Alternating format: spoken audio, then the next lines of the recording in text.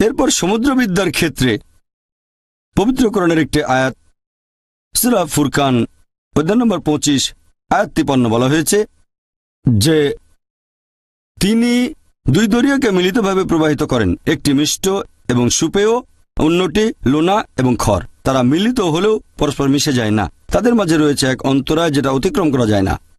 আগেকার দিনে মানুষ এটা জানতো যে পানি দুই প্রকার, মিষ্ট এবং লোনা, তবে কোরআন যারা পড়তো তারা বুঝতে পারতো না যে আল্লাহ এটা বলে কি বোঝাতে চেয়েছেন যে এই দুই প্রকার পানি মিলিত হয় কিন্তু তারা মিশে যায় না, আর তাদের মধ্যে রয়েছে এক অন্তরায় যা অতিক্রম করা যায় না। এখন বিজ্ঞান ও প্রযুক্তি উন্নত হওয়ার কারণে আমরা জানতে পেরেছি যখন এক ধরনের পানি আরেক ধরনের পানির মধ্যে প্রবাহিত হয় তখন যে পানিটা প্রবাহিত হচ্ছে সেটা তার উপাদান হারিয়ে অন্য পানির মতো হয়ে যায়। এটাকে এখনকার বিজ্ঞান বলে পরিবর্তনকালীন সমরূপ এলাকা, আর পবিত্র কোরআন এটাকে বলে বারজাক, এক অন্তরায়।